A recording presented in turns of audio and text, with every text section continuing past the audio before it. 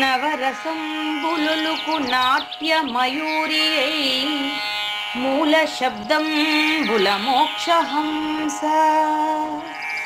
నవరసంబులుకు నాట్య మయూరియై మూల శబ్దంబుల మోక్షహంస. పరమ పవిత్రమౌ పరమాత్మ గీతయే నేడు నాట్యం వాడుచుండెగనుమా. పరమ పవిత్రమో పరమాత్మ గీతయే నేడు నాట్యం వాడుచుండెగనుమ.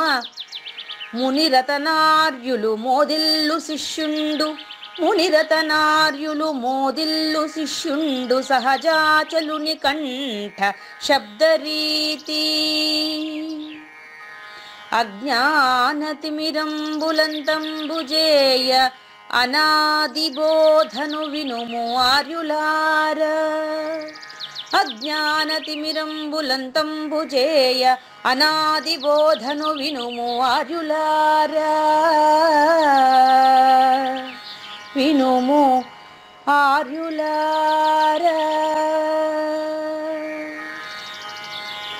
తెలిపే జ్ఞానేశ్వరుల్ గీతం దివ్య రీతి. తెలిపే జ్ఞానేశ్వరుల్ గీతం దివ్య రీతి. ఆణిముత్యమీ గ్రంథము అచలులార. ఆణిముత్యమీ గ్రంథము అచలులార. ఆదరించిరి గీతను అచల ఋషులు గురుని వాక్కుగా గ్రహించి గురుతుగనుడు. ఆదరించిరి గీతను అచల ఋషులు గురుని వాక్కుగా గ్రహించి గురుతుగనుడు. హరి ఓం శ్రీ గురుభ్యో నమః. ఓం నమో భగవతే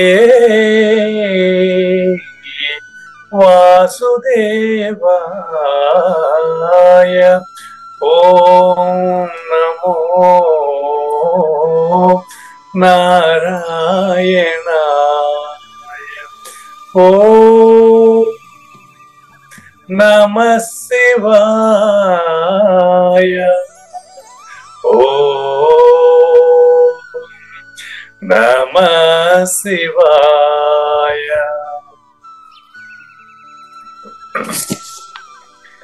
ఈ గీతా జ్ఞానజ్ఞ కార్యక్రమం మొదలైన నాటికి 1082 రోజులైందండి. ఈ రోజు 1083వ రోజు. ఈ గీతా జ్ఞానజ్ఞ కార్యక్రమం సంకల్పించి నిర్వహిస్తున్న శ్రీ విద్యాసాగర్ గురువు గారికి, శ్రీ వెంకటేశ్వర గురువు గారికి శ్రోతలందరి తరఫున ధన్యవాదాలు, వందనాలు. ఈనాటి కార్యక్రమంలో పాల్గొన్న ఆత్మస్వరూపులైన శ్రోతలందరికీ కైవల్యాసనం తరఫున, అలాగే శ్రీ శివరామ దీక్షితుల వారి అచల యూట్యూబ్ ఛానల్ తరఫున హృదయపూర్వక స్వాగతం, వందనాలు. గురుదేవులు సహజాచల రాజయోగి శ్రీ పూజారి వెంకటేశ్వర గురువు గారిని కార్యక్రమం ఆరంభించమని కోరుతున్నానండి. సర్వము గురువుమయము, సర్వము గురువుమయము. భవరోగ వైద్యుడతడని తెలియుము, సకల విద్యల నిలయము. దక్షిణామూర్తి తడని తెలియుము. మూగవాణి మాటను, ఈ మూగవాణి మాటను శ్రోతలు కోటలు దాటింతురు.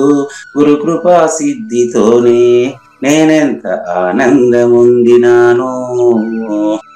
నిజయోగి శ్రీకృష్ణుడు నిజ భక్తుడైనట్టి అర్జునుడు. వీరి సంవాదామృతం జనులార మన పాలిట అమృతం. వేదవ్యాసుడు దీనిని జనుల ఎద వికసించునట్లుగాను మహాభారతమందున వెలిగించే కోటి సూర్యుల వెలుగుతో నిత్య సత్య శాశ్వతమైన పరిపూర్ణంలో లేఖనే జరుగుతున్నట్లుగా తెలియబడుతున్న పవిత్రమైన శ్రీమద్ భగవద్గీత జ్ఞానేశ్వరీయ జ్ఞానయజ్ఞంలో ఇవాళ 1083వ రోజు.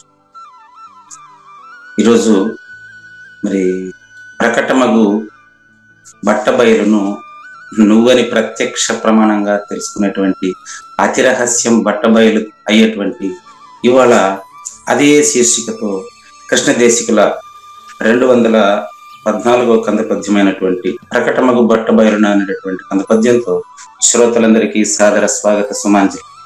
శ్రీ గురుభ్యో నమః. శ్రీమద్భాగవత కృష్ణదేశిక ప్రభులు రచించిన 292 కందార్థ దరువులు సంపూర్ణంగా జ్ఞానయజ్ఞంలో రోజుకొకటి చొప్పున వ్యాఖ్యానించబడిన విషయం శ్రోతలకు విదితమే.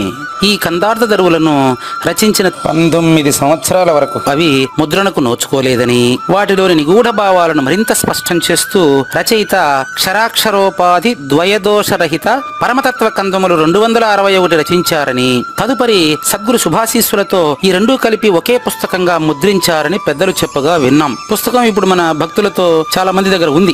ఈ కందపద్యాలు భగవద్గీతకు ఉత్తర గీత వలె సద్గురు భక్తులకు కందార్థ దరువులలోని ఎన్నో సమస్యలకు సమాధానమై విలసిల్లుతోంది. ఎంతో ఉపయోగకరమైనటువంటి ఈ కందపద్యాలను రోజుకు ఒక్కొక్కటి చొప్పున వివరించాలని అడిగిన ప్రత్యక్ష శ్రోతల కోరిక మేరకు జ్ఞానయజ్ఞంలో శ్రీకృష్ణ పరమాత్మ సందేశానికి ముందే ప్రతిరోజు కృష్ణ ప్రభువుల దర్శనం మహద్భాగ్యంగా భావిస్తూ ముందుకు వెళదామా? ప్రకటమగు బట్ట బయలున సకలముతో లేక వచ్చి చనుదు అరగడియన్, 1,000,000 మాటలనే రాను ఒకవేళను లేనటంచును ఊహబొడమినన్. దీనికి శీర్షిక చూడండి. సద్గురుమాత స్వర విన్యాసంలోనే మనకు శీర్షిక ప్రకటించబడింది. ఆ పదాలు ఆ ప్లేస్ లో ఆపి చదివినట్లు ఇంతకుముందు ఎక్కడన్నా మీరు విన్నారా? చూడండి. లేదు గురుగారు. పద్యము కృష్ణప్రభు రాసిందే కావచ్చు, కానీ ఇప్పుడు సద్గురుమాతలో కృష్ణప్రభువే ప్రవేశించి పలికినట్టుండే. అది ప్రకటమగు బట్ట బయలుంటే. ప్రకటమగు బట్ట బయలు దీనికి శీర్షిక ఇవ్వాల. రోజు ఆశ్చర్యకరమైనటువంటి విషయం ఏంటంటే, నాకు శీర్షిక వ్యక్తీకరించబడటానికి 2 పద్ధతులు చెప్తానండి. శీర్షిక వ్యక్తీకరించబడానికి ఇప్పుడు 2 పద్ధతులు చెప్తాను మీకు. నంబర్ 1, ఆ సారాంశాన్నంతా తెలుసుకుని ఆ సారాంశం అంతా ఆ పదంలో వ్యక్తమయ్యేట్టుగా ఉంటే దాని శీర్షిక అంటారు. సారాంశం కనుక పదంలో వ్యక్తం అయితే భగవద్గీత అనేది శీర్షిక కదా. అవును గురుగారు. భగవంతుడే చెప్పినట్టుండేది కాబట్టి దాని పేరు భగవద్గీత. అవును గురుగారు. అంటే ఇప్పుడు మీరు మొత్తం గ్రంథం అంతా చూస్తే కూడా భగవద్గీత అంటే ప్రత్యేకంగా ఒక వ్యక్తి చెప్పినట్టు ఉండదు. అది నీలో నుంచి భగవంతుడే నీకు చెబుతున్నట్టు అనిపిస్తే దాని భగవద్గీత సార్థకం. అది అదండి. నెక్స్ట్ రెండవ మార్గం, ఇది ఏంటంటే షార్ట్ కట్ మెథడ్. మొదటిది ఏంటి? సారాంశం అంతా శీర్షికలో వ్యక్తీకరించబడట ఒక పద్ధతి. అది పదములు వ్యక్తమైతే శీర్షిక. ఈ రెండో పద్ధతి చెప్తారు చూడండి. ఎత్తుగడే శీర్షికగా ఉండుట. ఎత్తుగడే శీర్షికగా ఉండుట. ఓకేనండి. ఎత్తుగడ అంటే ప్రారంభం అని అర్థం అండి. గురుగారు. ఎత్తుగడ అంటే ప్రారంభం అండి. గురుగారు. ఇది శిల్పంలో వస్తుంది. శిల్పము అంటే ఆ విషయాన్ని వ్యక్తీకరించే విధానాన్ని శిల్పము అంటారండి. శిల్పము అంటే శిల్పంగా మార్చేటువంటి నైపుణ్యం కదా శిల్పం. అవును. చెప్పాల్సిన విషయాన్ని నీకు నేర్పుగా చెప్పే విధానమే శిల్పం. అవునండి. చెప్పాల్సిన ఈరోజు అంటే 2024 ఫిబ్రవరి 21వ తేదీన చెప్పవలసినటువంటి విషయాన్ని మనకు సద్గురుమూర్తి నేరుగా సూచిస్తున్నాడు చూడండి. అది ఎత్తుగడలోనే ఉంది. ఎత్తుగడ అంటే ప్రారంభం అని అర్థం. ఎత్తుకుంటానే అని మాట్లాడతారు చూడండి. అవునవును. అట్లా ప్రకటమగు బట్ట బయలు అనేది ఈరోజు శీర్షిక. కంద పద్యానికైనా అదే, భగవద్గీత సారాంశానికైనా ఇదే శీర్షిక. ప్రకటమగు బట్ట బయలు ఇది ఒక శీర్షిక. అతిరహస్యం బట్ట బయలు ఇది కూడా అట్లాంటిదే. చూడండి, ప్రకటమగు బట్ట బయలు అని కంద పద్యానికి శీర్షిక, అతిరహస్యం బట్ట బయలు అనే విషయం మనకు భగవద్గీత సారాంశానికి శీర్షిక. ఈ రెండు దాదాపుగా ఒకలాగానే ఉన్నాయి. ఇదంతా కూడా ఇప్పుడు సద్గురుమాత నుండి మనకు పలికినటువంటి పలుకు నుంచి ప్రకటించబడిన ప్రకటమగు బట్టబయలు. ఆశ్చర్యకరంగా విషయంగా చూడండి, చాలా ఆశ్చర్యంగా ఉన్నది నాకు కూడా. ఇక్కడ ఈ రోజు నా ప్రయత్నం ఏమీ పనిచేయదు, అంతా సద్గురుమూర్తి పలుకులే. మీ ప్రయత్నం అసలు పనిచేయదు, మీలో నుంచి మాట్లాడేది మొదటి నేనే. అది వాళ్ళ విశేషం. ప్రకటమగు బట్ట బయలునా అంటే అది మాత్రమే ఉంది, అందులో లేనిది ఎట్టొచ్చిందో చూడండి. ఈ కావూరు నాగేశ్వర ప్రసాద్, ఈ శరీరము, ఈ ప్రపంచము ఎట్టొచ్చింది అంటే చూడండి, ఆకాశంలో మెరుపు ఎలా వచ్చింది? ఆకాశంలో మెరుపు మెరుపు మెరుపు ఎలా వచ్చింది? ఓకే ఓకే ఓకే గురుగారు. ఎలా వచ్చింది, ఎంతసేపు ఉండింది, ఎక్కడికి పోయింది, ఎవరిని అడుగుతావా? అట్ట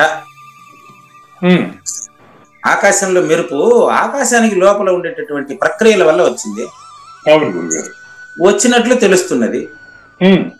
ఆకాశానికి అతీతంగా ఉండేటువంటి పరిపూర్ణంలో ఈ మెరుపుకి ఏమైనా సంబంధం ఉందా? లేదు. అదేమన్నా ఆకాశానికి తెలుసా? లేదు గురుగారు. ఆకాశానికి తెలియదు. పరిపూర్ణానికి తెలుసో లేదో తెలియజేయడానికి ఆకాశం శూన్యం. అవును, సూచన అయిపోయింది. ఇది అయిపోయిందో కాలేదో కూడా నాకు తెలియదు, గురువు గారికే తెలియాల. భలే క్లియర్ ఉండా? అవును గురుగారు. చూసుకోండి, ప్రత్యక్షంగా స్పష్టంగా కనిపిస్తా ఉండేటువంటి బట్ట బయలులో అరఘడి కూడా లేనటువంటిది. అరఘడియన్ చివర అంటే అమ్మగారు పలికినటువంటి పలుకుల్లోనే నాకు ఒక క్లారిటీ వచ్చేసింది. అరఘడియ కూడా లేనటువంటిది ఈ ఎరుక. ఎట్టొచ్చిందంటే ఊహబడమిన ఊహ అంటే ఉత్త జగము, ఊహ జగము అంటూ ఉంటారు, మాయా జగము అంటూ ఉంటారు. మీకు తెలిసిన పదాలే ఇవి. కేవలం ప్రపంచీకుడి ఊహ మాత్రమే ప్రపంచం. ఇది కొంచెం కష్టంగా ఉంటుంది ఇతరులకి, అదే సత్యం. ధర్మానికి అతీతమైనది సత్యం కాబట్టి రాబోయే 66వ శ్లోకంలో సర్వధర్మాన్ని పరిత్యజ్య మాం ఏకం శరణం వ్రజ అంటాడు. ధర్మాన్ని వదిలేమని కాదు, ధర్మానికి అతీతమైన నన్ను గుర్తిస్తే ధర్మం పాటిస్తున్నానని కర్తృత్వాన్ని వదలమని. ఇది సూచన. చూసారా? మీరే చెప్పండి, 66వ శ్లోకంలో ఇంకా 2-3 రోజుల తర్వాత రాబోయేటువంటి శ్లోకంలో ఉండే సూచన ఇక్కడికి తీసుకొచ్చి ఇచ్చింది గురువు కదా మనమా.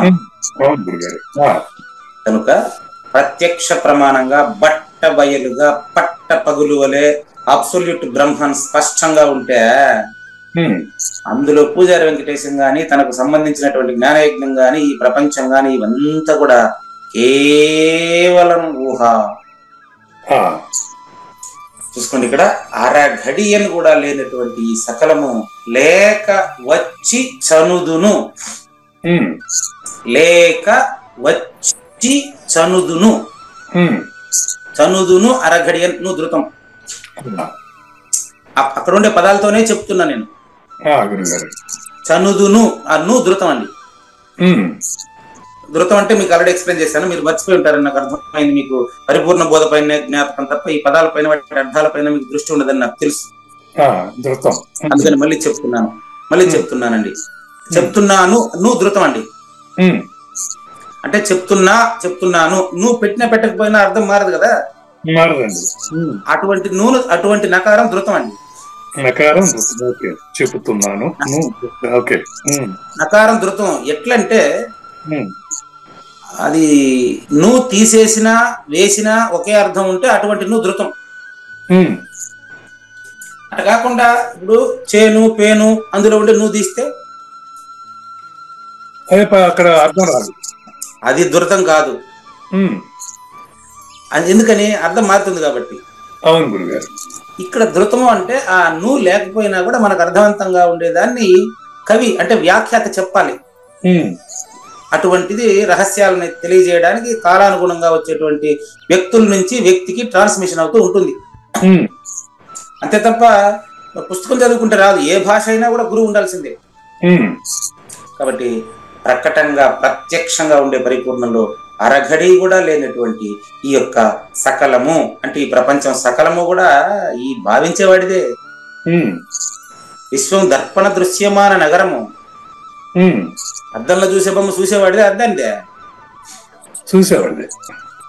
చూడు 4 రోజులు వరుసగా దక్షిణామూర్తి స్తోత్రాన్ని రాధా రుక్మిణమ్మ గారి ఆశ్రమంలో మరి అభ్యాసనం చేయడం వల్లే కదా ఈ మాట నాకు బయటకు వచ్చింది. ఎంత క్లారిటీ చూడండి. ప్రకృతే మన గురువు అండి. మరి ప్రకృతి గురువు అన్నప్పుడు శిష్యుడు గురు శిష్య రహితం అయినప్పుడు అప్పుడు ప్రకృతి ఉందా లేదా అని చెప్పేదానికి ఈడాడున్నాడా, అది సూచన. ఇంకా చూడు, విశ్వం మనకు దక్షిణామూర్తి స్తోత్రం అన్ని అవసరం లేదు. విశ్వము దర్పణ దృశ్యమాన నగరము ఈ ఒక్క పదం చాలదు. విశ్వము అంటే విశ్వసించబడుతున్నటువంటిదే విశ్వం, ఆ పదమే చాలు. అవునండి. అసలు విష్ణు సహస్రనామాల్లో మొదటి పదం అదే.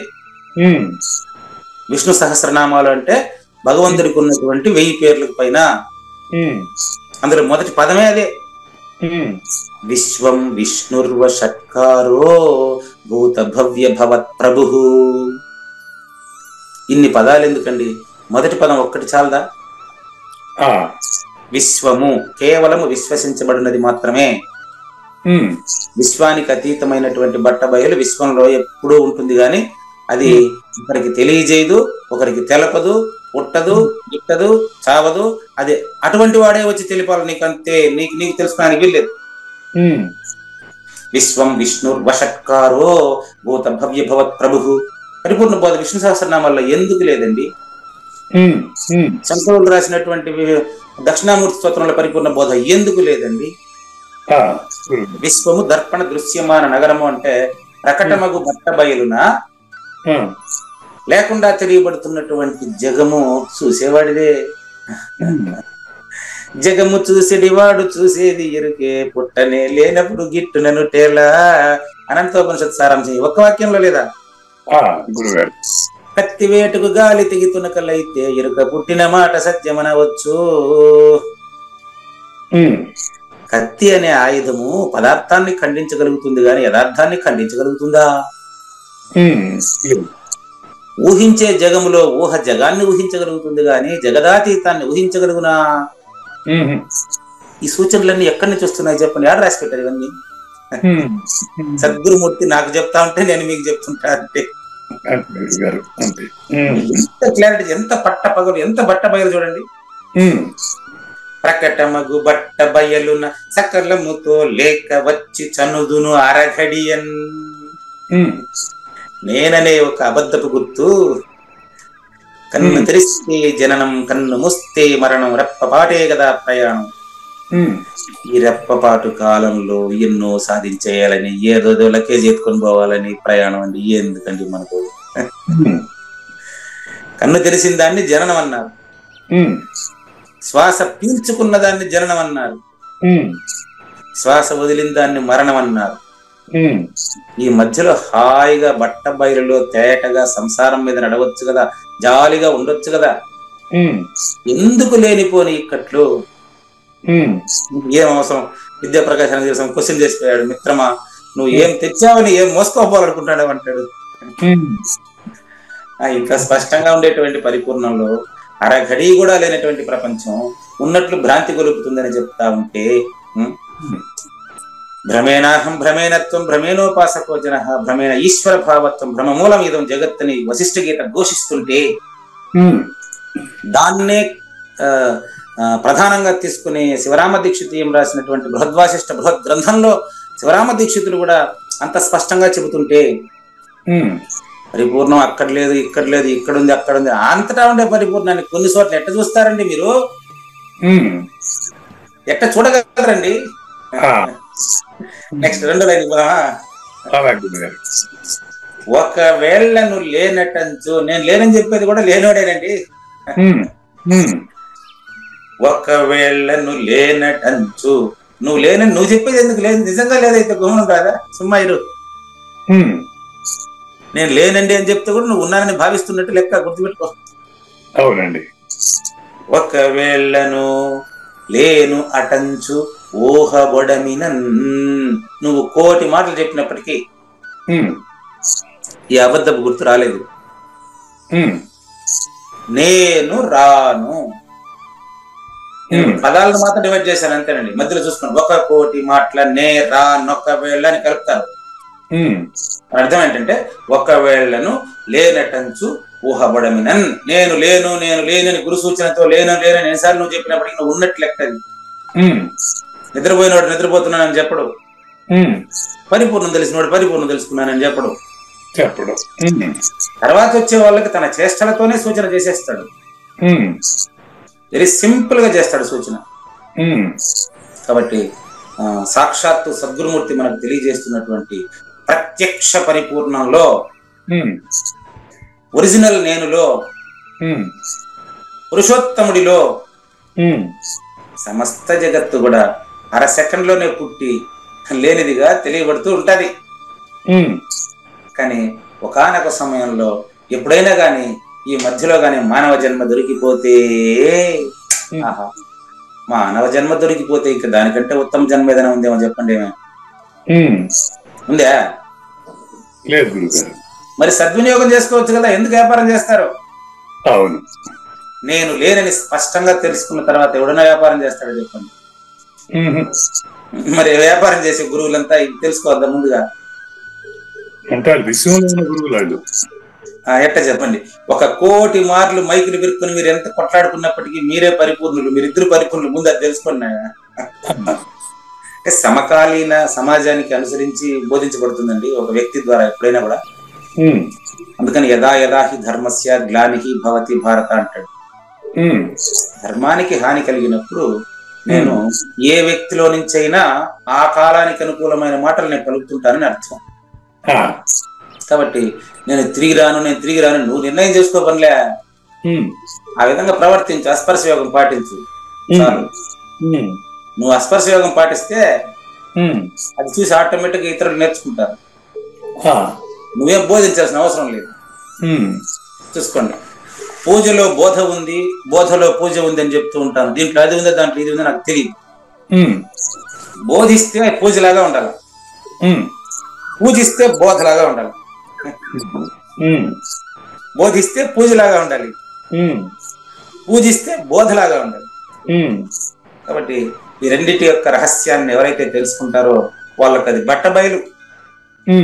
తర్వాత కృష్ణదేశికేంద్రులకు ధన్యవాదాలు తెలియజేస్తూ జ్ఞానయజ్ఞ 2వ భాగంలో శీర్షిక అదే. ఇది ప్రకటన అవటం ఏమిటి? బట్టబయలు అనేది ఆల్రెడీ ప్రకటన అయింది, ఇంకా వేరే ప్రకటన ఎలా అవుతుంది? అది బాగుంది మీ ప్రశ్న. అది అడిగేది అది తెలియని వాడు. ఇప్పుడు బట్టబయలు ఎట్టా ప్రకటన అవుతుందని అడిగి ఆయన తెలియని వాడండి. అంటే ప్రకటన అవటం అంటే అది లేఖనే తోచిన ఎరుకులాగా అది కాదండి. లేఖనే తోచిన ఎరుక పూజ వెంకటేశం. ప్రకటమగు బట్టబయలు నిత్యము సత్యము శాశ్వతము ఎప్పుడు ఉండేది. ఓకే, మీకు ఉదాహరణ ఇక్కడ తెస్తాను, ఇప్పుడు ప్రయత్నం చేయండి. మెరుపు అనేది లేఖనే కనపడింది, లేఖనే పోయింది. అవును.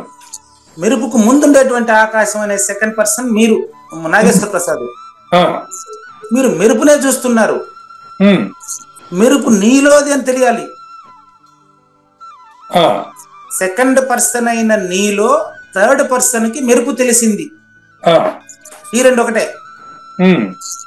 ఈ మెరుపు మెరిసింది నాగేశ్వర ప్రసాద్ లో మెరిసింది. ఆ మెరిసిన మెరుపు నాగేశ్వర ప్రసాద్ లో తెలిసిందా, ఆకాశానికి తెలిసిందా? నాకే తెలిసింది. నాగేశ్వర ప్రసాద్ తెలిసినప్పుడు మీరు మూడోవాడు. ఆ నాగేశ్వర ప్రసాద్ లోని ఆకాశానికి తెలిసినప్పుడు మీరే మెరుపు, మెరిసిన వాడు రెండు మీరే అయినారు. అవును. దీనికి అతీతమైన పరిపూర్ణంలో కొత్తగా ప్రకటన ఏది కాదు పరిపూర్ణం. మంచి, చాలా మంచి ప్రశ్న అండి ఇవాళ మీరేసింది. ఇది సహజంగా అందరికీ వస్తుంది, నాకు రాలే. మరి మీలాంటి ఎంతో మందికి వచ్చే సందేహాన్ని మీరు ఎంత సులభంగా తీర్చారు చూడండి. ప్రకట మగు బట్ట బయలు అంటే కొత్తగా ప్రకటన అవుతుందేమో అనుకుంటారేమో కదా చాలా మంది. ఈ ఐడియా నాకు రాలేదు సుమా.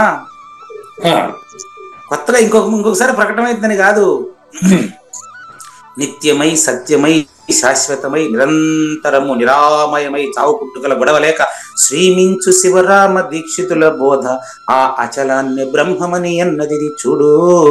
అనాది నిర్వికల్ప పరబ్రహ్మంగా నిత్యమై సత్యమై శాశ్వతంగా ఉండే దాంట్లో మళ్ళీ ఆడికి వస్తా గాఢ నిద్ర వలె, అది గాఢ నిద్ర వలెను అనిపించు అది అచల పరిపూర్ణము. ఎంత గొప్ప సూచన అండి. మీరు గాఢంగా నిద్రపోయేటప్పుడు మీ నిద్ర బట్టబయలేనా దాపెట్టుకునిందే?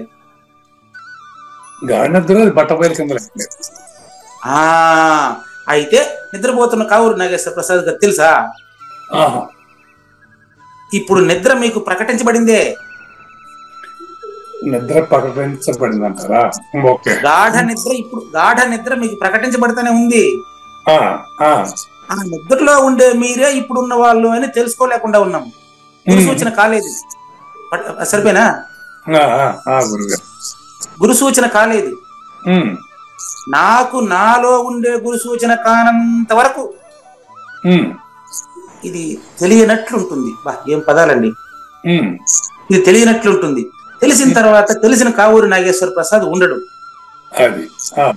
గాఢ నిద్రలో నిద్రపోయిన నాగేశ్వర ప్రసాద్ ఉండడు.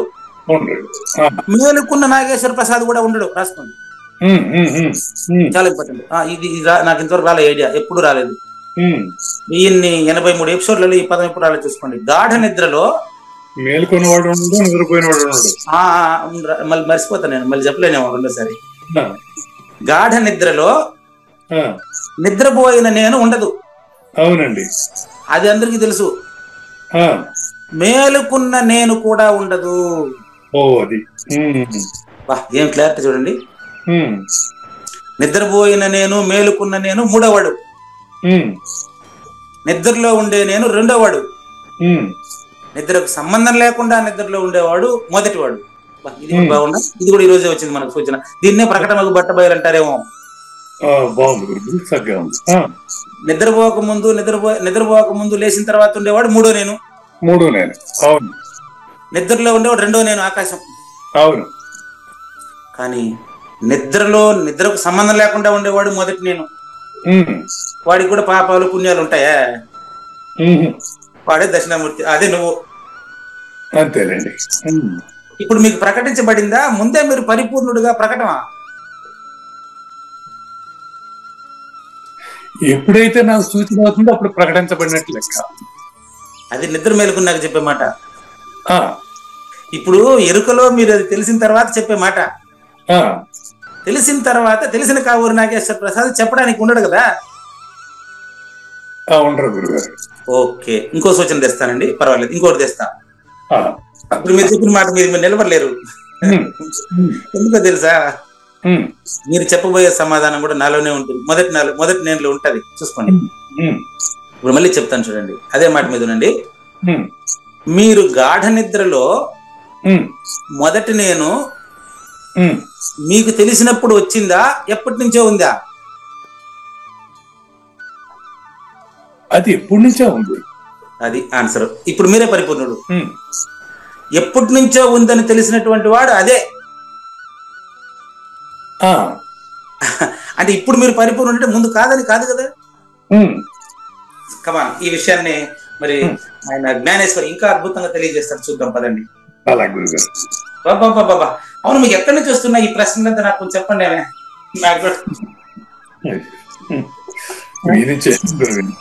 కాదండి, పరిపూర్ణం పనిచేయదు అంటారు కానీ అది ఊరికే ఉండదు అంటే దానికి మీరే నిర్వచనం.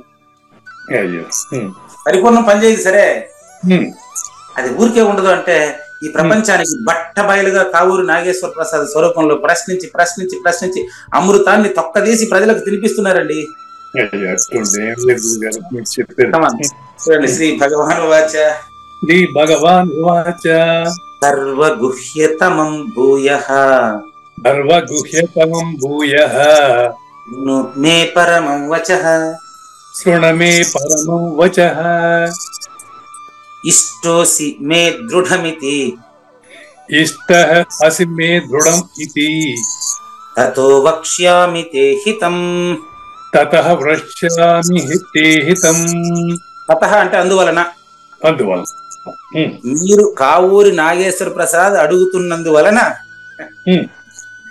2024లో మళ్ళీ భగవద్గీత సారాంశం ప్రకటించబడుతుంది. లేకపోతే ఇది పుస్తకంలోనే ఉండిపోతుంది అంతే. ఆ సూచన బట్ట బయలుగా ప్రకటితమైతా ఉంది కావూరి నాగేశ్వర ప్రసాద్ ప్రశ్న వలన. అంటే మీరు ఏమైనా ప్లాన్ వేసుకున్నారేమో, పద్యం అయిపోతానే దాంట్లో నుంచి ఏదో ఒకటి ఖచ్చితంగా బయట లాగాలని. తెలియదు, లేదు మీరు చెప్పే టైంలో నాకు ఏదో స్ఫురిస్తూ ఉంటుంది గురుగారు. చాలా సంతోషం అండి. చూసుకోండి, ఇక నిన్న ఎక్కడి నుంచి స్టాప్ అయినా ఆ నుంచి మొదలవుతామండి. శీర్షిక అతిరహస్యం బట్టబయలు. ఇంతకు ముందు ప్రకటమగు బట్టబయలు. ప్రకటమగు బట్టబయలు ఇప్పుడు ప్రకటన కాలేదు, ఎప్పటి నుంచో ఉంది అనేది అతిరహస్యం. అది వింటున్న శ్రోత అనడం బట్టబయలు. కానీ జ్ఞానేశ్వరి తీసుకోండి. ఇంక నువ్వు నా నిర్దోషములైన శబ్దములను మరి ఒక్క మారు శ్రద్ధగాయను. మరి ఒక్క మారు విను అంటే ఇప్పుడు సూచన ఈ కందపద్యంలో పూర్తయిందని అర్థమే కదా. కందపద్యంలో పూర్తయింది, నా మట్టి బుర్రకు ఎక్కలేదు ఇంకా, అది విషయం. అందుకని మళ్ళీ చెప్తున్నారు, పరిపూర్ణం పనిచేయదు కానీ ఊరికే ఉండదు. ఊరికే ఉండదు అంటే ఎప్పుడైతే ధర్మ ప్రవర్తనకు హాని కలుగుతుంది అప్పుడప్పుడు ఆయా వ్యక్తులు అవసరమైనప్పుడు వచ్చి సూచన చేస్తుందని అర్థం. ఈ అర్థం కూడా తెలిసిన వారికి తేట గాని తెలియని వారికి ఇది చిక్కండి, చిక్కుముడే. అది దాన్ని ఆ విషయం ఈ రోజు దీంట్లో చాలా క్లియర్ గా వస్తుంది. చూసుకోండి, ఇప్పుడు నేను చెప్పేటువంటిది గాని వినేటువంటిది గాని చెప్పవలసింది గాని నువ్వు వినవలసింది గాని లేనిది. చూసుకోండి, ఇంతవరకు పూర్తయింది చూడండి, 3 లైన్లు కంప్లీటెడ్. రహస్యం అంటే ఏదో కాదండి. మీకు ఇంతకుముందు చెప్పిన ఉదాహరణ కొనసాగిస్తానండి ఇక్కడ. ఇప్పుడు ఆకాశంలో మెరుపు మెరిసింది. ఆ మెరుపు కావూరి నాగేశ్వర ప్రసాద్ కనపడితే మెరుపు నాగేశ్వర ప్రసాద్ వేరు. సాంఖ్య పరిశీలనతో ఆకాశం తానేనని తెలిస్తే ఆయన ఉత్తర గీతలో చెప్తాడు క్లియర్ గా, ఆకాశం మానసం కృత్వ మనఃకృత్వ నిరాస్పదం. ఆకాశాన్ని మనసు చేయి, మనసును ఆకాశంలో చిక్కు. ఇప్పుడు మనసు ఏడుంది?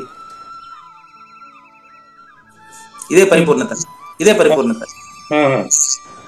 ఆకాశాన్ని మనసుగా నువ్వు చేసే పనిలో ఆకాశమే మనసుగా గుర్తిరుగుతుందండి. దాని అర్థం అదే, ఆకాశం మానసం కృత్వ, ఆకాశాన్ని మనసుగా చేసుకొని నాకంటే మెరుపు వేరే ఉందంటావు. జగమే మాయ అని దేవదాస్ సినిమాలో ఎప్పుడో పాడినప్పటికీ అర్థం చేసుకొని అంటావు. జగమే మాయ అనకపోతే ఈ మనసు మాయ అని రాదా? మనసు మాయ అనకపోతే గుర్తిరుగుతున్న నేను మాయ అని రాదా? అనలేవు, ఎందుకంటే నమ్మావు. కాబట్టి ఎప్పుడైతే ఆకాశంలో ఉండే మెరుపు అంటే ఆకాశము మెరుపు నాగేశ్వర ప్రసాద్ ముగ్గురైతారు. ఇప్పుడు ఆకాశమే నేను అనొచ్చా గురుగారు? ఆకాశమే నేను అనొచ్చు. ఏ నేను ఇప్పుడు చెప్పండి, రెండో నేనున్నా, మూడో నేనున్నా, మొదటి నేనున్నా? సాంఖ్యం ప్రకారం నేనులో సమిష్టిలో ఆకాశం నేను అనాలా? ఇప్పుడు చూసారా, పర్ఫెక్ట్. సాంఖ్యం ప్రకారం మాత్రం అని ఒక పదం పెట్టారు చూడండి, అది మీ అవగాహన. అప్పుడు ఆ రెండో మొదటి నేను అనేది ఎలా అంటాం మనం? దాన్ని అనలేం కదా. నిద్రపోతున్నాడు ఎట్లా చెప్తాడు?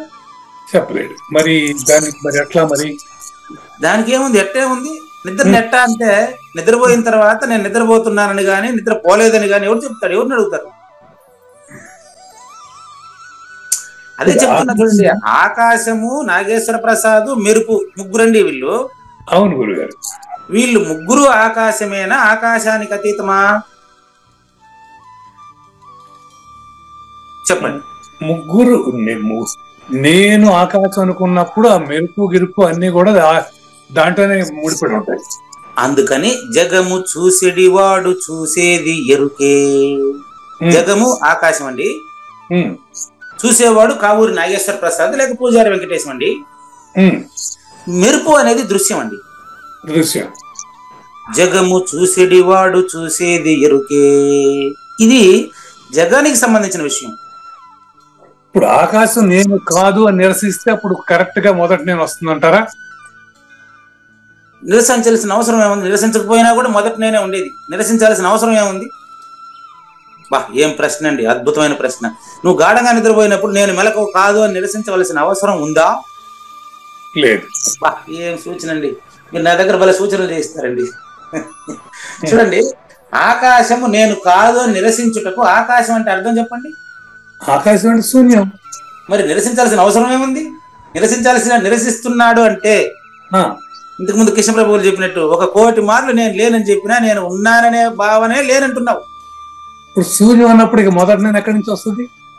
మొదటి నేను ఎక్కడి నుంచి వస్తుంది అనేది కాదు ప్రశ్న. మొదటి నేనులో రెండవ నేను వచ్చిందా అనేది ఆన్సర్. మొదటి నేనులో రెండవ నేను వచ్చిందా అనేది ఆన్సర్. ఒకటేయండి, లేదు పైన ఒకటేయండి, కింద రెండేయండి. అవును, దాన్నే మీరు రెండుగా వేసినారా? అందులో నుంచి అదేమైనా వచ్చిందా? ఒకటిలోంచి రెండు వచ్చినాయి. మీరేసుకున్నారు, వచ్చినాయని భావిస్తున్నారు, మీరేసుకున్నారు. అవును, అందుకే ఆ ఒకటి కూడా ఇప్పుడు మీరేసిందే. ఇప్పుడు మిమ్మల్ని వేయమంటే వేశారు ఒకటి, దాని నుంచి రెండు వచ్చిందంటున్నారు. కానీ ఒకటికి ముందు ఉన్నటువంటిది ఏదో అది నిజమైన ఒకటి, అందుకని దానికి నెంబర్ ఉండదు. ఉత్తమ పురుష, ఈ నెంబర్లంతా మీకు అవగాహన కోసం చెప్పినవే. అవును, ఉత్తమ పురుష, పురుషోత్తముడు, దాని ఫస్ట్ పర్సన్. ఫస్ట్ అంటే అర్థం ఏంటంటే మొట్టమొదటి అని. మొదటి అంటే ఒకటి, అచల పరిపూర్ణం, మొట్టమొదటి. మొట్టమొదటి అంటే దానికి ముందు ఇంకొకటి లేదు, ఇంకోటి లేదు. ఆకాశం ద్వితీయకం, ప్రణవం ద్వితీయకం. ఓ, ఆకాశం ద్వితీయకం. ఓకే, అవును, ఆకాశమే ప్రణవం, ఆకాశమే మనసు. అవునండి, అవును. ఓంకారము ప్రకృతి పురుషులు, ఓంకారమే ప్రకృతి పురుషులు, అహంకారమే జీవుడు ఈశుడు. ఈ రెండు ఒకటే. పరిపూర్ణ దర్శిని చిట్ట చివరి పాదముల పలుకుల్లో ఉంటది ఇది. లక్ష్మీనారాయణ మాటలను తెలియజేసి ఉన్నాం ఆల్రెడీ. ఆ చిట్ట చివరి పరిపూర్ణ దర్శనంలో చిట్ట చివరి వాక్యాలు అవి. అది పేజీ నెంబర్ కూడా నాకు కరెక్ట్ గుర్తులేదు కానీ మొన్న కూడా చూశాను. సేమ్ టు సేమ్ అదే విషయం చెప్పుకున్నాం చూడండి. అది ఎక్కడుందో నేను కూడా ఇప్పుడు ఎత్తుకోలేను దాన్ని. ఓంకారము ప్రణవముకు మూలం, ప్రణవానికి మూలం ఓంకారమే. Page number 52. ఇప్పుడు పుస్తకం ఓపెన్ చేసి చూసి చెప్తున్నా, నాకు కూడా గుర్తులేదు. ఓంకారము ప్రణవముకు మూలం, అహంకారునకు ఇది ప్రమాణం. ఉండదని చెప్పిన అహంకారుడే, లేనని చెప్పిన అహంకారుడేనండి. లేదని దేంతో చెప్తాడు ఆయన? పరిపూర్ణంతో చెప్తాడా? లేనని మొదటి నేనుతో చెప్తారా, రెండో నేనుతో చెప్తారా? మీరు చెప్పండి మీ అవగాహన ప్రకారం. లేదని రెండో నేనుతోనే చెప్పాల్సిందే. అదే విధంగా ఆ లేనని చెప్పే రెండో నేనే ఓంకారం. ఓంకారము ప్రణవముకు మూలం, పేజీ నెంబర్ 52. ఓంకారము ప్రకృతి పురుషులు, ప్రకృతి పురుషులకి వేరే ఉంది ఓంకారమైన. చూడండి, ప్రకృతి పురుషులకి ఓంకారం మూలం, ఓంకారం ఓంకారమే. ఓంకారము ప్రకృతి పురుషులు, ఆ ఓంకారము ఈ అహంకారం వేరు వేరే. చూడండి, ప్రకృతి పురుషులుగా తెలియబడేది ఓంకారము.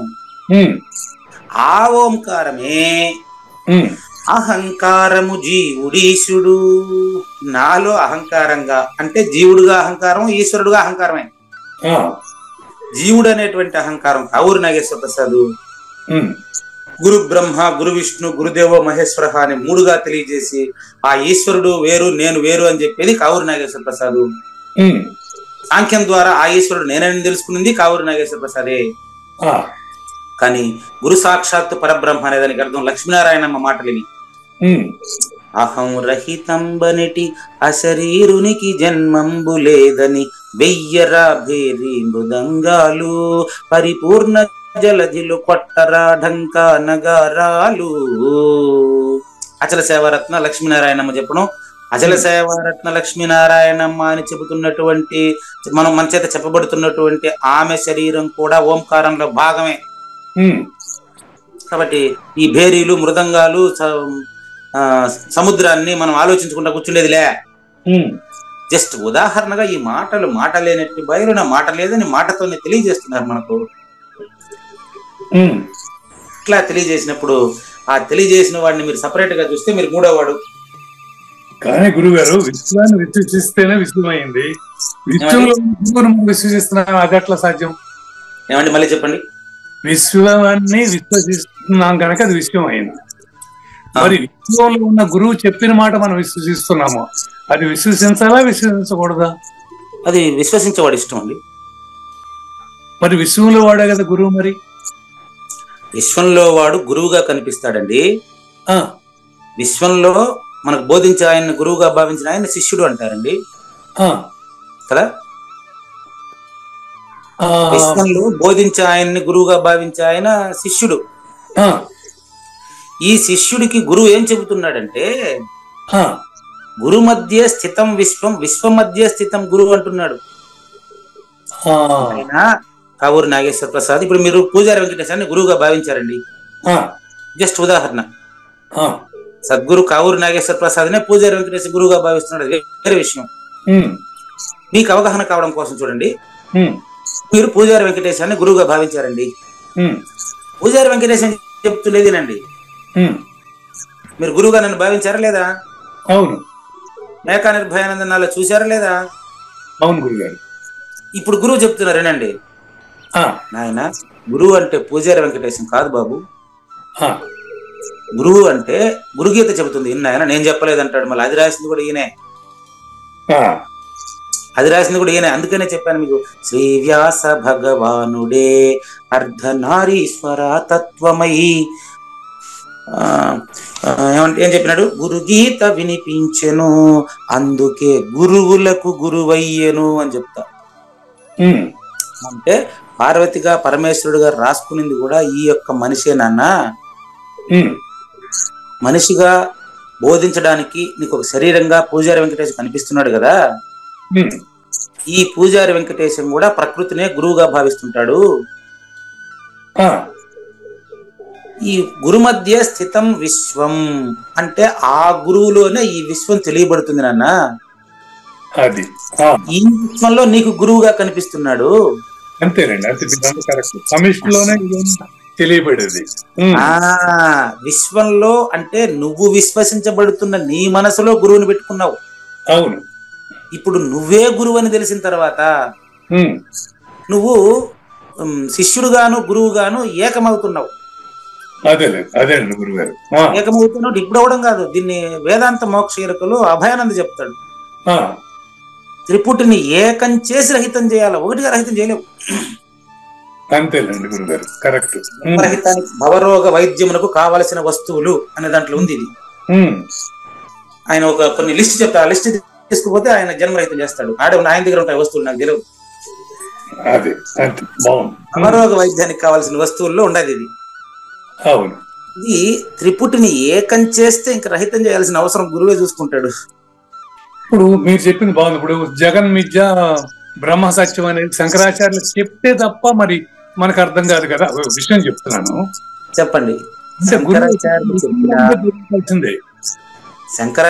చెప్పినా, పూజారి వెంకటేశ్వర చెప్పినా, కావూరు నాగేశ్వర ప్రసాద్ చెప్పినా, సాజన్మ సాకార సద్గురుమూర్తిని విశ్వసించిన వారికి మాత్రమే ఎరుక. అందుకే కదా మరి సర్వము గురువుమయం అంటే అదే కదా. సర్వము గురువుమయం అని చెప్పి మళ్ళీ నేను గురువు అని ప్రకటించుకుంటే అది ఎట్ట గురుత్వం అవుతుంది? అది కాదండి. సర్వాన్ని గురుమయంగా భావించిన వాడు జగద్గురువే. అందుకే జగద్గురు ఆదిశంకర, జగద్గురు శ్రీకృష్ణ పరమాత్మ అంటే ఇద్దరు గురువులు ఉన్నారు జగత్కే. నో, జగత్తే గురు మధ్య స్థితం విశ్వం అని అర్థం. విశ్వ మధ్య స్థితం గురువు ఓతప్రోతమై గురువు అంతటా నిండి నిబిడీకృతమై ఉండే తత్వం గురువు. అది నువ్వని తెలిసిన తర్వాత నీది గాఢ నిద్ర వంటి స్థితి అని చెప్పాం గాని అది గాఢ నిద్ర వలెను అనిపించు, అది అచల పరిపూర్ణము. ఇంత స్పష్టంగా పరిపూర్ణ బోధను ఎప్పదీసినటువంటి మీరు ఇందాక చెప్పిన విషయం గాని, నువ్వు వింటా ఉండవని నేను చెప్పిన విషయం గాని ఏమీ లేదు.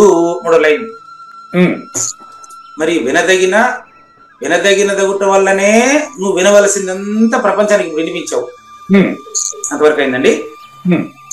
అయినప్పటికీ ఈ సంభాషణ గురించి నీకు భాగ్యోదయమైనదనియే నువ్వు తెలుసుకును. నేను చెప్పినాను తెలుసుకోబాకు. నీకు నీలో వచ్చి తెలియబడిందని తెలుసుకో. విశ్వసించాల్సింది గురువును అని చెప్పారు మీరు ఇంతకు ముందు. నిజమే, అది ప్రారంభం. ఇప్పుడు నీ పరిస్థితి అది కాదు. 1083 రోజులు వింటాడు. ఇప్పుడు నేను చెప్పేది నువ్వు వినేది లేదు. అంటే కావూరి నాగేశ్వర ప్రసాద్, పూజారి వెంకటేశం గురువు శిష్యుడుగా లేరు. అన్ని తెలిసిన వెనుక అచలమే ఉండు, గురువు శిష్యులు లేదు, గుర్తేమి లేదు అనేది సూచన. చాలా ఇంపార్టెంట్. కనుక ఓ కావూరి నాగేశ్వర ప్రసాద్ ఇప్పుడు చెప్పబోయేటువంటి సూచనలు కానీ మీకు అపరోక్షం అయితే మీలో ప్రశ్నించేవాడు కనపడడు. ఇంకా నంబర్ 1 వింటారా?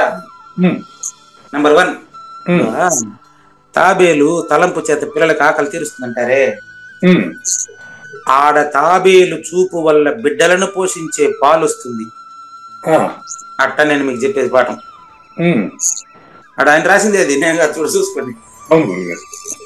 ఆడ తాబేలు చూపు వల్ల బిడ్డలను పోషించే పాలు వస్తుందా?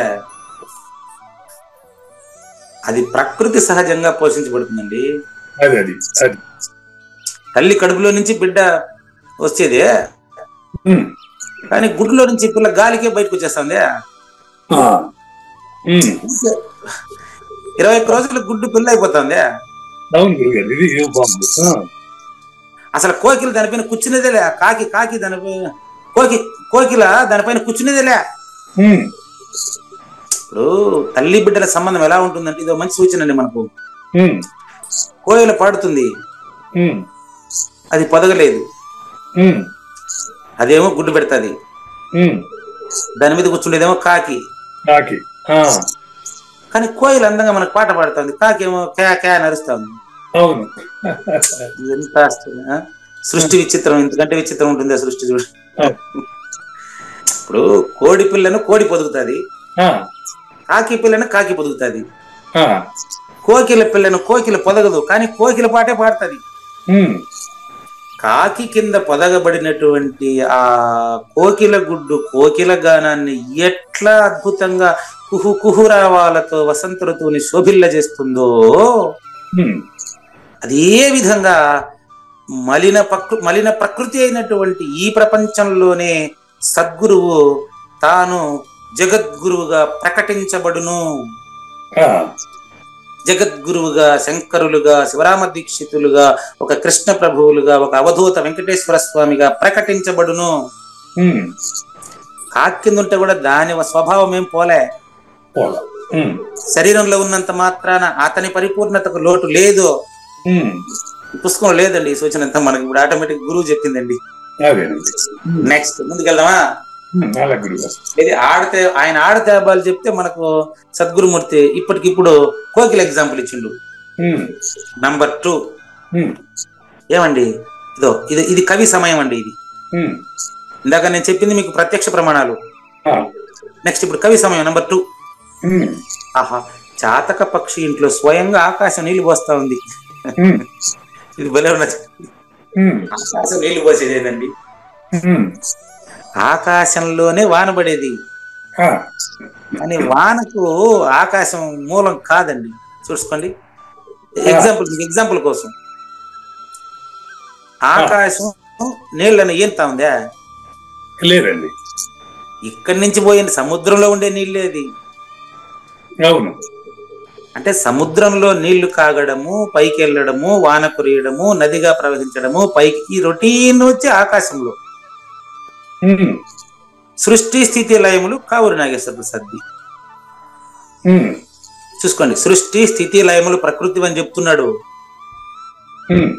జననము, ఉత్పత్తి, స్థితి, నాశనం అంతా పూజారి వెంకటేశానిది. సృష్టి స్థితి ప్రళయము పూజారి వెంకటేశంలో ఉండే కర్తది. సృష్టి స్థితి లయాలకు సంబంధం లేకుండా పూజారి వెంకటేశంలో ఉండేవాడే మొదటి నేను. అదే పరిపూర్ణత. దానికి ఉదాహరణ అసలు చాతక పక్షి అంటే అర్థం ఏంటంటే వర్షం వచ్చినప్పుడు నీళ్లు తాగుతుంది అంటే తడిసిపోతుంది కదా, అది ఎట్ట తాగుతుంది నీళ్లు? కవి సమయము సూర్యుడిలో చక్రవాక పక్షులు ఉంటాయంటే కాలిపోతాయి కదా, ఎట్లుంటాయి? చక్రవాక పక్షి అంటే కాలచక్రానికి సూర్యుడు కారణము అని అర్థం అయి ఉండొచ్చు, మనకు తెలియదు. అది అది ఏ పుస్తకంలో ఉందని అడగబాకండి. ఇప్పుడు చక్రవాక పక్షి సూర్యుడిలో ఉన్నాడు అంటే అర్థం ఏంటంటే కాలానికి ఆధారం సూర్యుడు అని అర్థం. చాతక పక్షి అంటే అరుదుగా ఆకాశంలో కురిసేటువంటి వర్షాన్ని మాత్రమే అది తాగుతుంది అంటే సహజంగా జీవించమని అర్థం. చాతక పక్షి ఇంట్లో స్వయంగా ఆకాశం నీళ్లు పోస్తా ఉంది. అద్దంలో చూసే నీలో స్వయంగా ఏమండి బొమ్మ అద్దంలో కనిపిస్తుంది, నీలో కనిపిస్తుంది చూడండి. ఇది భలే ఉంది. విశ్వం దర్పణ దృశ్యం అన్నగరం అంటే మీరు అద్దం దగ్గరికి పోయినప్పుడు బొమ్మ అద్దంలో కనిపించినట్టు నీలో తెలుస్తుందా, అద్దంలో తెలుస్తుంది, అద్దానికి తెలుస్తుందా? కానీ అది బయట నుంచేనే తెలుస్తుంది నాకు. బయట నుంచే తెలుస్తుందా? ఇప్పుడు నన్ను నేను ప్రతిబింబంగా చూసుకోవడం సాధ్యం కాదు, కానీ ఎందుకు కాదా? చూసినప్పుడు ఆ ప్రతిబింబాన్ని నేను నాలో చూసుకుంటాను. అది అదే రెండో నేను అదే అంటున్నాను. అక్కడ ప్రతిబింబాన్ని అద్దంలో ఉంది అనేవాడు మూడో నేను. ప్రతిబింబాన్ని అద్దంలో ఉన్నట్టుగా ఇప్పుడు నాతో మాట్లాడుతున్నప్పుడు కూడా చూస్తుండేవాడే రెండో నేను. బాగుంది గురుగారు. వెరీ క్లియర్ అండి. అద్దంలో పోయి చూసినప్పుడు చూసేవాడు అద్దంలో ఉండే బొమ్మను వేరు, నేను వేరు అని చూస్తే మూడో నేను. అద్దంలో చూసే తను తానే. ఆ విషయం ఇప్పుడు మీరు అద్దం లేకనే చెప్తున్నారు కదా. అవును, దాన్నే మనసు అంటారు. ఓహో, అద్దంలో చూసే తను తానే, దాన్ని మనసు అంటారు. మనసులో ప్రపంచం గాని ప్రపంచంలో మనసు, మనసులో ప్రపంచం, ఓతప్రోతం ఎరుక. ఎరుకాతీతమైన పరిపూర్ణాన్ని నేను ప్రపంచంలో ఉండే పూజారి వెంకటేశ్వర ఎట్లా చెప్తాడు అనుకున్నారు మీరా? కాబట్టి మీరు పరిపూర్ణంగానే, అందులో నాకు ప్లేస్ లేదండి. చాతక పక్షి ఇట్ట స్వయంగా ఆకాశం నీళ్లు పోసినట్టు,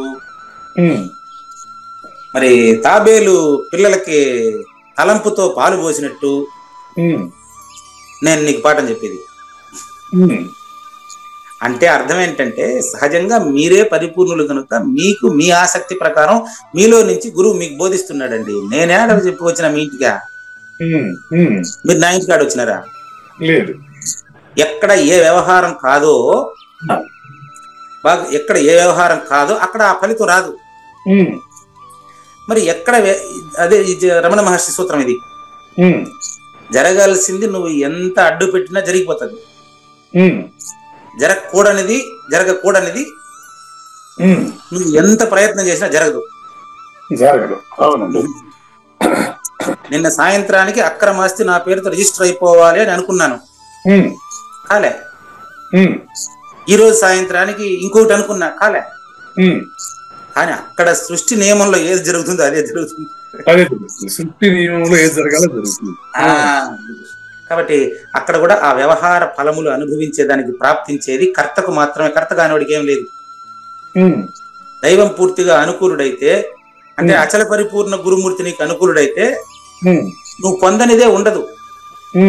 ఎందుకంటే గురువు కరతల భిక్ష తరుతల వాసు.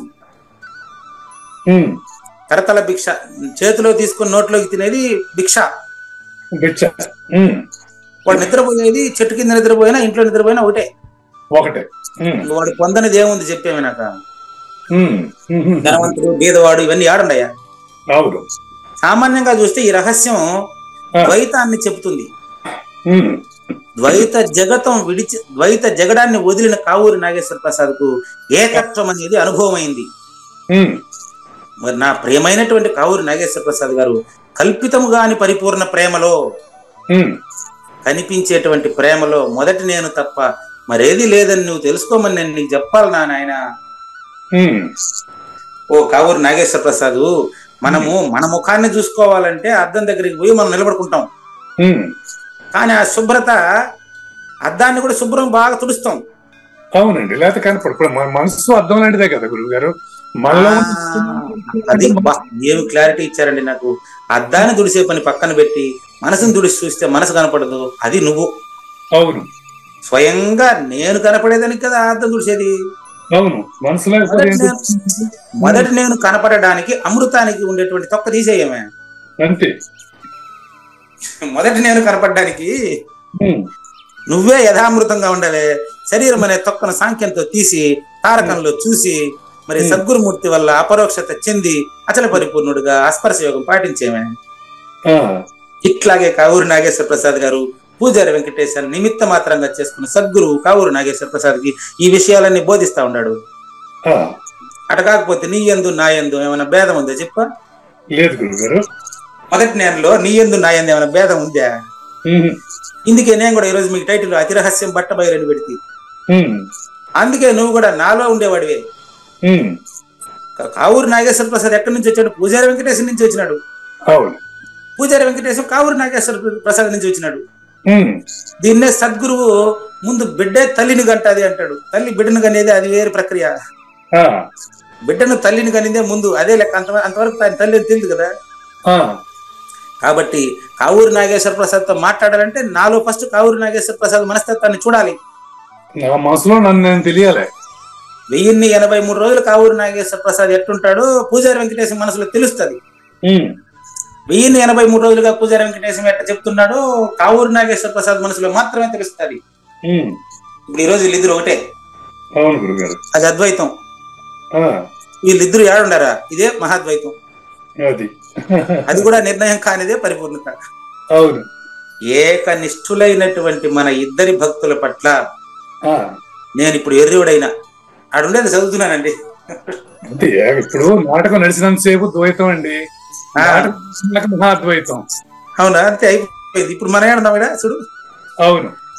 ఏకనిష్ఠులైన మన ఇద్దరి భక్తుల పట్ల రెండో నేను వెర్రివాడు, మొదటి నేను పలకదు. ఓ కావూరి నాగేశ్వర ప్రసాద్ గారు, జలమునకు తన సర్వస్వాన్ని అర్పించినటువంటి ఉప్పు నేను ఉప్పు అని చెప్పేదని ఉప్పాడుందా? లేదు. అదే విధంగా నువ్వు నా పట్ల ఏ భేదభావము ఎరగనప్పుడు నువ్వే కదా నేనా? ఏ విషయం పైన నీతో నేను ఎట దాపెట్టుకునేదయ్యా? నీ దగ్గర దాపెట్టుకునేదానికి నా దగ్గర ఏముందా? కాబట్టి ఏ రహస్యం ముందైతే సంసారమందలి మిగిలి ఉన్న రహస్యములన్నీ పూర్తిగా సిద్ధించినవో ఆ నా మొదటి నేను యొక్క గుప్తమైన పరమరహస్యాన్ని నీకు మళ్ళీ చెప్తాను, వింటావా? కమాన్, టైటిల్ రాసుకోండి. ఏక భక్తి అనన్య భక్తి. ఏక భక్తి అనన్య భక్తి. ఓకే. భగవాన్ వాచ శ్రీ భగవాన్ వాచ మనాభవ మద్భక్తో మన్మనాః భవ మద్భక్తః మధ్యాజీ మాం నమస్కురు మధ్యాజీ మాం నమస్కురు మామే వైష్యసి సత్యం తే మామేవ ఏష్యసి సత్యం తే ప్రతిజానే ప్రియోసి మే ప్రతిజానే ప్రియ అసి మే. మీకు ఒట్టేసి మరీ చెబుతున్నా, రేపటి ఎపిసోడ్ ని వినేదానికి ముందుగా శ్రీకృష్ణ పరమాత్మ చెప్పినటువంటి డైరెక్ట్ గా అర్జునుడికి చెప్పిన రహస్యం కావూరి నాగేశ్వర ప్రసాద్ కి పూజారి వెంకటేశానికి అర్థం కావాలంటే రమణ మహర్షి రాసిన ఏకాత్మ పంచకాన్ని పరిశీలించరండి. ఆయన ఏకాత్మ పంచకం రాశారు. అందులో ఒక్కటే ఆత్మ, దాని పేరు బట్టబయలు, అది అంతటా ఉంది, అందులో నువ్వు లేవు అని అర్థం వస్తుంది. దాని భావాన్ని చూసుకొని కావాలంటే. కాబట్టి ఏక భక్తి అనన్య భక్తి అని శీర్షికగా ఉండేటువంటి ఈ శ్లోకం గురించి, చిట్ట చివరి సారాంశమైన ఈ శ్లోకం గురించి తర్వాత రేపటి ఎపిసోడ్ లో చూద్దామండి.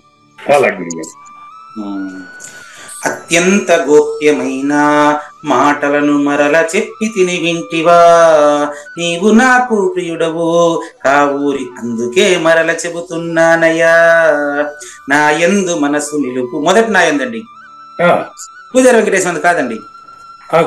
మొదటి నా యందు మనసు నిలుపు, నా భక్తి పరుడవై సేవించుమా.